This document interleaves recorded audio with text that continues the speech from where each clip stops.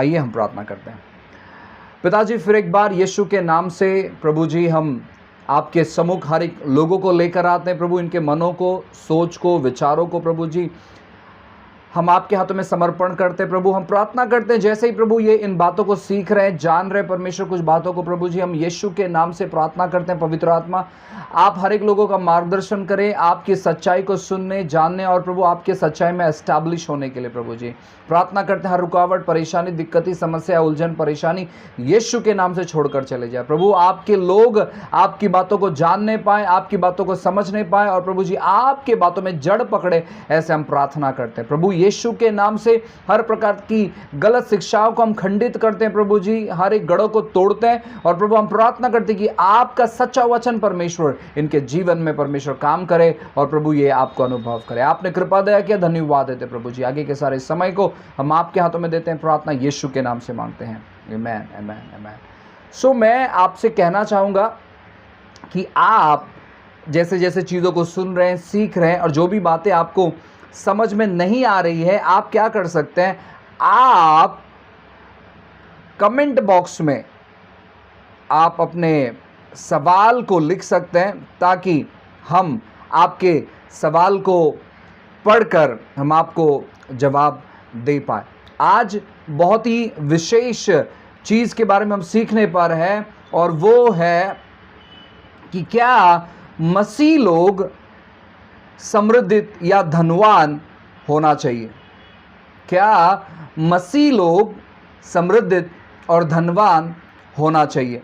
बहुत सारे गलत कॉन्सेप्ट्स, बहुत सारी गलत धारणाएं, बहुत सारी गलत सोच और बहुत सारे गलत फाउंडेशन लोगों में डाला गया है और उसी के वजह से वे अपने जीवन में परमेश्वर के बातों को देख नहीं पाते हैं, परमेश्वर की बातों को अनुभव नहीं कर पाते, वे परमेश्वर की बातों को जान नहीं पाते और उसी के वजह से वे अपना जीवन उलझन, परेशानी, समस्या और दुविधा में बिताते हैं। लेकिन जब हमारे पास परमेश्वर का सही नींव हमारे जीवन में हम डालेंगे तो मैं आपको बताना चाहता हूं, परमेश्वर उस नींव पर अपनी अच्छी इमारत को बांध सकता है और इसीलिए बहुत सारी बुनियादी और बहुत सारे फाउंडेशनल बातों को इस समय मैं आपको सिखाना चाहता हूं और उसमें से जो सबसे महत्वपूर्ण चीज़ है वो है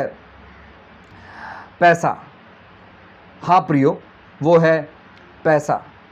अब बहुत सारी शिक्षा जो है अपने अपने जगह पर ठीक ठाक है और बहुत सारे लोग बात करते हैं, लेकिन पैसों का जो विषय है वो बहुत कम लोग बात करते हैं और उसी की वजह से मसीह की जो दिया है वो आर्थिक स्थिति में बहुत पीछे है। खास करके जो लोग भारत से जुड़े हुए हैं, खास करके वो सेवकाई, वो सेवक, वो विश्वासी, वो लोग जो भारत में सेवा करते हैं, क्योंकि हमारे पास सही शिक्षा नहीं होने के वजह से गलत शिक्षाओं का आक्रमण हमारे जीवन पर हो गया है और उसी के चलते बहुत सारे लोग परेशानी, दुविधा, समस्या और दिक्कती में अपना जीवन बिताते हैं। लेकिन मैं विश्वास करता हूं कि जैसे जैसे आप परमेश्वर के वचन को सीख रहे हैं, परमेश्वर का वचन आपके जीवन में सही नींव को लेकर आएगा और परमेश्वर अपनी इमारत खुद बांधेंगे। हालेलुया।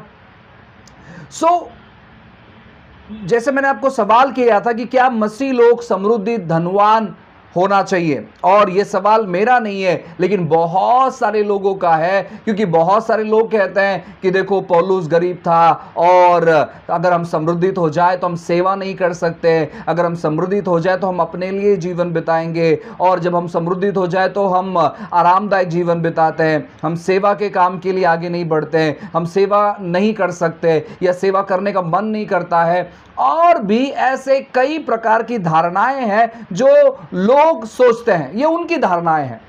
लेकिन हम बाइबल में से देखेंगे कुछ लोगों को, कुछ वचनों को, कुछ सिद्धांतों को, कुछ सोच विचार को, और हम इन पर व्यक्तिगत तौर पर सोच विचार करेंगे और जैसे परमेश्वर आपकी अगुवाई करे वैसे आप ग्रहण कर सकते हो। मुझे कोई प्रॉब्लम नहीं है अगर आप गरीब रहना चाहते हो, मुझे कोई समस्या नहीं है, मुझे कोई इश्यूज नहीं है कि हर एक मसीह व्यक्ति समृद्धित होना चाहिए।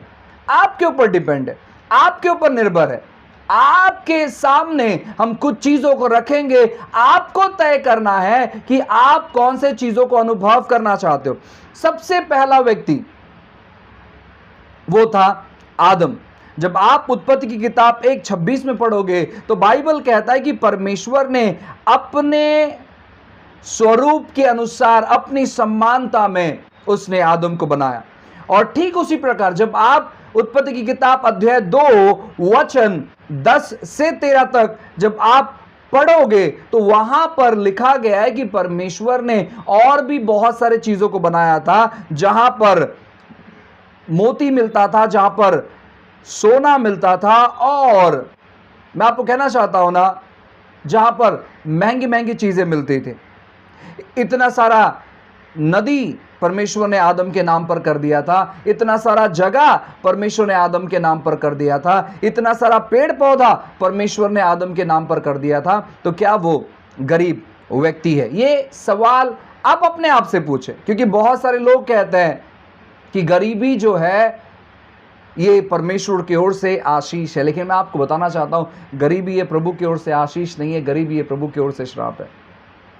या तो फिर मैं आपको बताना चाहता हूं ना, हो सकता है कि ये प्रभु की ओर से श्राप नहीं है, लेकिन ये श्राप है ना। ये कहना ठीक नहीं रहे कि प्रभु की ओर से श्राप है, लेकिन गरीबी ये श्राप है, ये मैं आपको डेफिनेटली कहना चाहता हूं। डेफिनेटली मैं आपको बताना चाहता हूं कि गरीबी ये श्राप है, ये आशीष का जीवन नहीं है।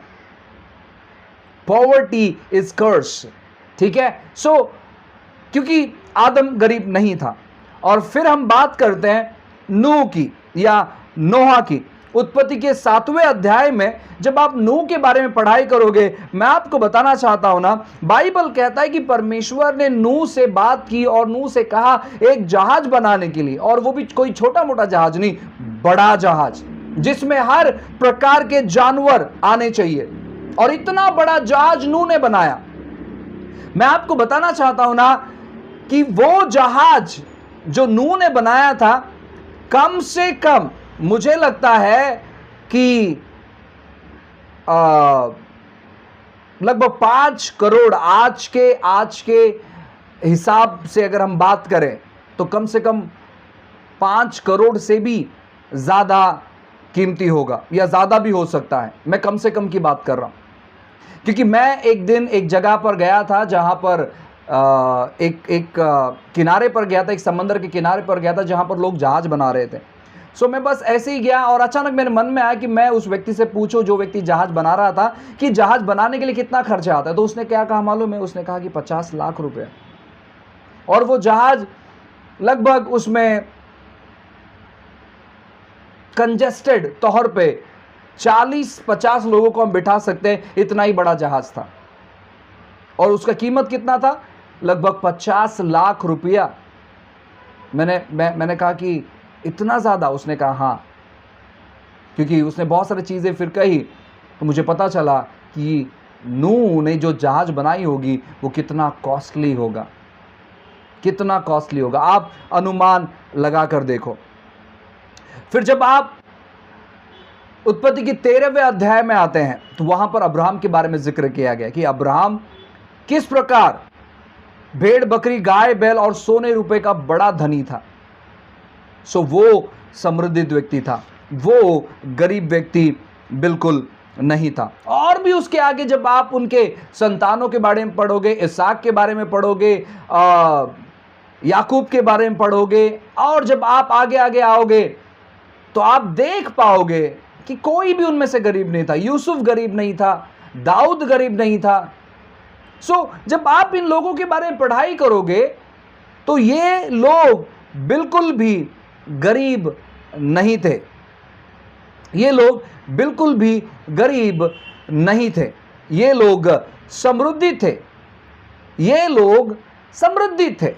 और आज सबसे बड़ी समस्या क्या मालूम है क्या? पैसा होना या पैसा नहीं होना, यह समस्या नहीं है। आज की सबसे बड़ी समस्या है हमारी मानसिकता, हमारा मेंटालिटी। समृद्धि जो है वो मेंटालिटी में होनी चाहिए, मानसिकता में होनी चाहिए। क्योंकि बहुत सारे लोगों के पास पैसा होने के बावजूद वो गरीब है, और बहुत सारे लोग उनके पास ज्यादा पैसा नहीं है फिर भी वो समृद्धित है। तो समृद्धि का जो लेना देना है वो सबसे पहला है मेंटालिटी, मानसिकता, उसके बाद पैसा आता है। और मैं आपको बताना चाहता हूं कि मसीह लोग इतने समस्या, इतनी दुविधा, परेशानी और गरीबी से गुजरे हैं, इसलिए उनकी जो मेंटालिटी है वो गरीबी की मेंटालिटी हो गई है, वो गरीबी की मानसिकता हो गई है। और उसी के वजह से वो अपने जीवन में आगे नहीं बढ़ पा रहे, वो अपने जीवन में अद्भुत बातों को नहीं देख पा रहे। क्योंकि मैं आपको बताना चाहता हूं, अगर आपकी मानसिकता गरीबी की है तो मैं आपको कहना चाहता हूं आप अद्भुत चीजों को अनुभव नहीं कर पाओगे। आप पैसों को देखने से पहले, आप समृद्धि को अनुभव करने से पहले आपको क्या करना चाहिए मालूम है क्या? आपको आपकी मेंटालिटी को चेंज करनी है, आपको आपके मानसिकता को चेंज करना है, आपको आपके सोच विचार को चेंज करना है, आपके हर एक जो बातें जो आपके मन में आते हैं उन चीजों को आपको बदलना है। अब मैं आपसे कहना चाहता हूं प्रियो कि सोचो, दो प्रकार के लोग हैं। एक प्रकार के लोग जो समृद्धित हैं और दूसरे साइड में दूसरे प्रकार के लोग जो गरीब हैं। और इन दोनों के पास एक दर्शन है। दर्शन क्या है? परमेश्वर के राज्य को आगे बढ़ाना। दर्शन क्या है? सुसमाचार सुनाना। दर्शन क्या है? गरीबों को खिलाना। दर्शन क्या है? कि वो प्रभु के सेवा में आगे बढ़ना। ये दोनों भी लोगों का दर्शन है। लेकिन एक के पास पैसा है और दूसरे के पास पैसा नहीं है। आपको क्या लगता है कि जिसके पास पैसा है वो परमेश्वर के राज्य में आगे बढ़ सकता है, या जिसके पास पैसा नहीं है वो परमेश्वर के राज्य में आगे बढ़ सकता है? आप कहोगे दोनों भी बढ़ेंगे। मैं आपको बताना चाहता हूं ना, या दोनों भी बढ़ेंगे, लेकिन जिसके पास पैसा नहीं है वो बहुत स्लो रीति से बढ़ेगा, क्योंकि वो उसको सारे चीजों का इंतजाम करना है। उसके मन में एक ही चीज आएगा, अगर उसका परिवार, क्योंकि आज आप समझ पाते हो कि बहुत सारे जो सेवक है वो परेशानी में है, वो दिक्कती में है, वो समस्या में है, वो दुविधा में। क्यों? क्योंकि उन्होंने ठीक तौर पर मैनेज नहीं किया, उन्होंने ठीक तौर पर पैसों को संभाला नहीं, और उसी के वजह से उनके पास आज पैसा नहीं है। और पैसा नहीं होने की वजह से उनका मन जो है वो प्रभु की बातों पर लगे नहीं रहता है, क्योंकि वो सोचते हैं कि पहले अगर ये चीज अगर मेरे जीवन में हो जाए, अगर मैं ये चीजों का इंतजाम कर लूं तो शायद मैं उसके बाद प्रभु की सेवा कर पाऊंगा। क्योंकि बच्चों का फीस भरना है, घर का भाड़ा देना है, चर्च का रेंट भरना है, बहुत सारे लोग जो चर्च में जिनके पास नौकरी नहीं उन्हें सपोर्ट करना है, बहुत सारे परिवार है जो बहुत सारी दुविधाओं से गुजर रहे हैं उनको सपोर्ट करना, और बहुत सारी बातें उनके मन में चलती है। क्योंकि हम देखते हैं ऐसे लोगों को, हम हर रोज ऐसे लोगों से मिलते हैं और हम जान पाते हैं कि लोग कितने तकलीफ में हैं। और आपको मैं कहना चाहता हूं ना, अगर हम इस प्रकार की गलत मानसिकता रखेंगे कि अगर हमें पैसा मिल जाए, अगर हमारे पास पैसा हो तो हम प्रभु के राज्य को आगे लेकर जाएंगे। कौन से लोग? जो लोग समृद्धित नहीं हैं, जो लोग गरीब हैं।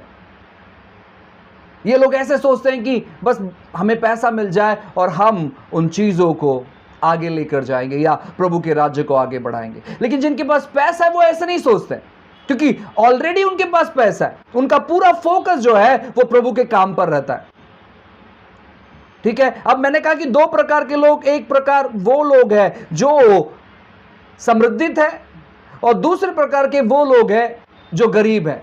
अब जो समृद्धित है उनके पास पैसा है, इसलिए प्रभु ने जो चीज उनको कहा वो चीज वो करेंगे। अब जिनके पास पैसा नहीं है, जो गरीब है, अब उन्हें इंतजार करना है सबसे पहले परमेश्वर ने जो चीज कहा है या प्रभु के काम को आगे बढ़ाने के लिए, वो पहले तो पैसों का इंतजाम करना चाहिए और फिर वो प्रभु के काम में आगे बढ़ेंगे। इसलिए अपने मेंटालिटी को खोलो। आज आपके जेब में कितना पैसा है, आपके पास कितना पैसा है, कोई मायने नहीं है, कोई प्रॉब्लम नहीं है। परमेश्वर आपको आने वाले दिनों में ब्लेस करने पर है। अगर आप कर्जे में हो, मैं आपको कहना चाहता हूं यीशु मसीह के नाम से आप अपने कर्जे से बाहर आओगे। मैं आपको कहना चाहता हूं यीशु के नाम से आप अपने दिक्कती से बाहर आओगे। आपके जो बैंक के फोन कॉल्स आपको आ रहे हैं, आने वाले दिनों में बैंक के फोन कॉल्स नहीं आएंगे। आपने जिस प्रकार लोगों से कर्जा लिया है, उधारी लिया है, मैं आपको कहना चाहता हूं ना, परमेश्वर जरूर आपके लिए रास्ता निकालेगा, जरूर रास्ता निकालेगा। यीशु के नाम से मैं कहना चाहता हूं कि प्रभु जरूर आपके लिए रास्ता निकालने पर है। लेकिन साथ ही साथ मैं आपको यह कहना चाहता हूं ना, आपको सीखना है पैसों के बारे में, क्योंकि बाइबल में बहुत सारे ऐसे वचन हैं जो पैसे के बारे में बात करते हैं। यीशु मसीह ने अपने लिए, अपनी सेवकाई के लिए, जब यीशु मसीह की सेवकाई चल रही थी, यानी उन्होंने जो 3 साल 3.5 साल जो सेवकाई की, मैं आपको कहना चाहता हूं ना, उस 3-3.5 साल के सेवकाई के लिए उन्होंने अपने लिए, यानी वो सेवा के लिए उन्होंने एक व्यक्ति को नियुक्त किया था, जो व्यक्ति पैसे को हैंडल करता था। इसका मतलब है कि यीशु मसीह भी पैसों की बातों को अच्छी तौर पर हैंडल करते थे। बाइबल कहता है कि जब वो महिला जिसने अपना सब कुछ यीशु को दे दिया, एक धनवान व्यक्ति है, उसने अपने कुछ पैसों में से कुछ पैसे दिए, लेकिन उस महिला ने सब कुछ दे दिया। यीशु ने कहा कि ये महिला, इसने बहुत दिया है, क्योंकि यीशु देख रहा था, यीशु देख रहा था। यीशु ने एक बार कहा कि एक सिक्का मुझे दो, उसने सिक्का मांगा। तो पैसों के बहुत सारे वचन जो है हम बाइबल में देख सकते हैं, लेकिन हम ठीक तौर पर नहीं पढ़ने की वजह से हम अपने जीवन में आगे नहीं बढ़ पा रहे हैं। मैं आपको कहना चाहता हूं कि सब मसीह लोग समृद्धित होना चाहिए। वो बात अलग है कि सब मसीह लोग समृद्धित नहीं होंगे, क्योंकि उन्होंने अपनी मेंटालिटी वैसे बना ली है। लेकिन मैं आपको बताना चाहता हूं, अगर आप परमेश्वर के नजरिए से देखोगे तो परमेश्वर अपने बच्चों को अच्छा देखना चाहता है। एक अच्छा पिता अपने बच्चों को अच्छा देखना चाहता है।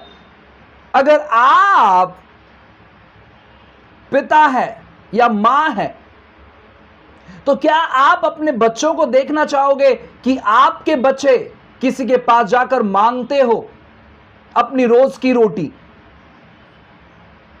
कि आपके बच्चे किसी के घर खटखटाते हो कि प्लीज मुझे मदद करो?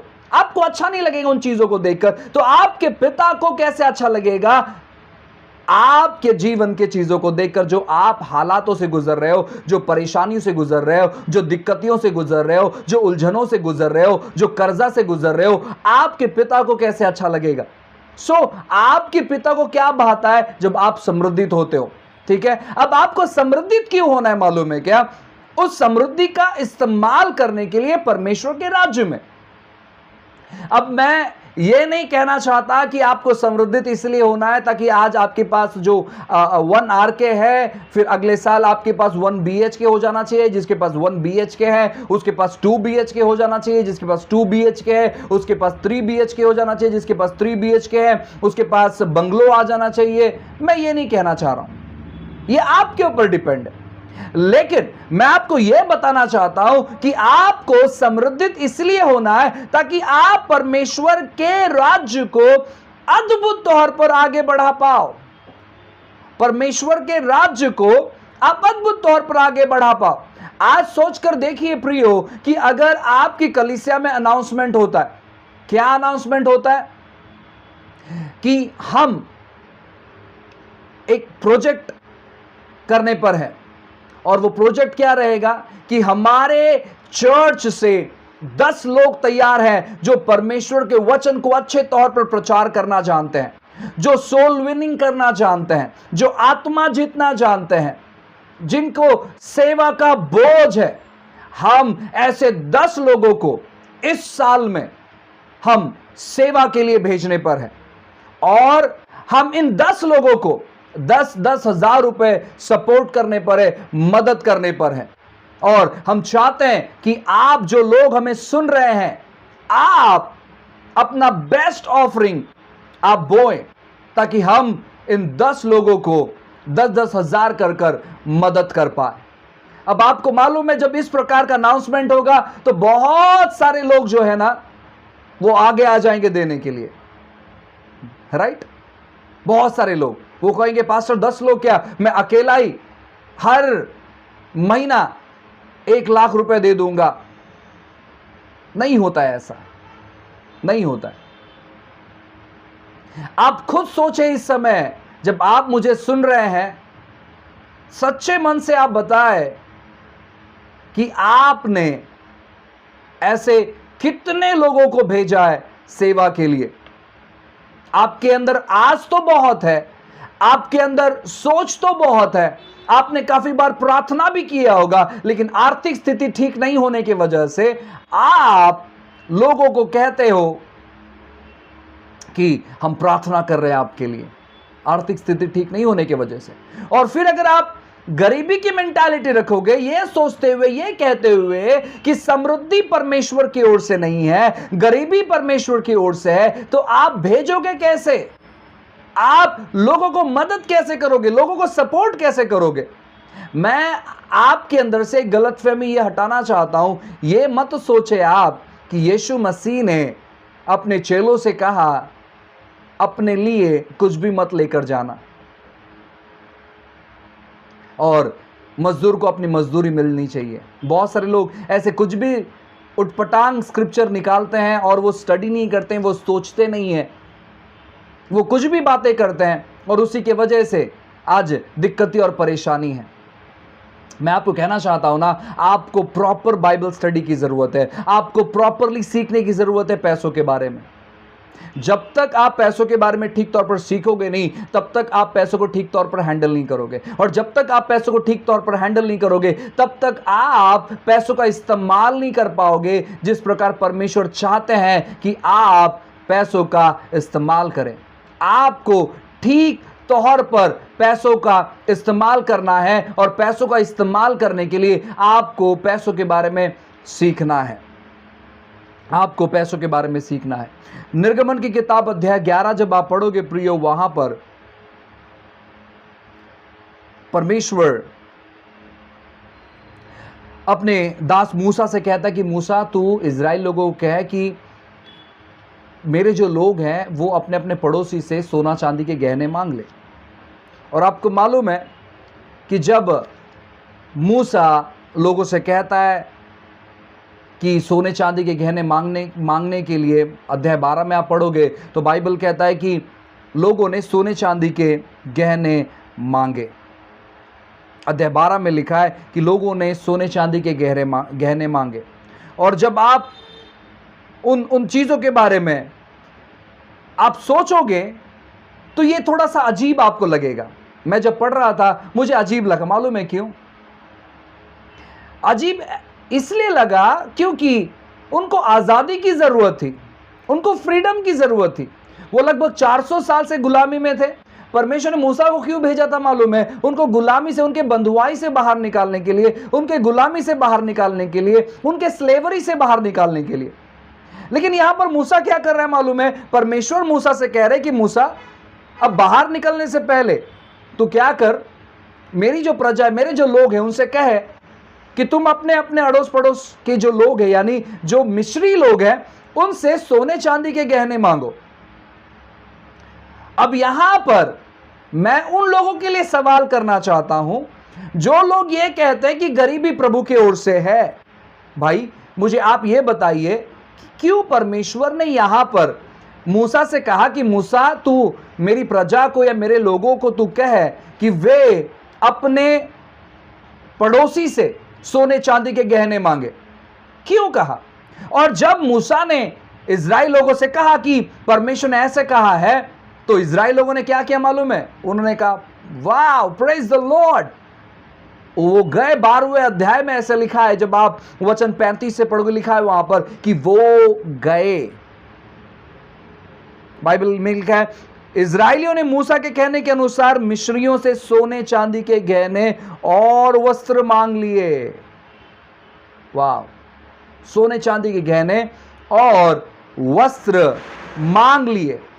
जब आप 25 नंबर के वचन में पढ़ोगे, वहां पर लिखा है, यहोवा ने मूसा से कहा, इजराइलियों से यह कहना कि मेरे लिए भेंट लाए। ठीक है, अब मैं आपको यह बताना चाहता हूं ना, इस वचन को बताने से पहले मैं आपको यह बताना चाहता हूं कि जैसे ही उन्होंने सोने चांदी के गहने मांगे, मिस्र ने सोने चांदी के गहने निकाल कर दे दिए। उन्होंने निकाल कर दे दिए। प्रेज गॉड, प्रभु की स्तुति हो।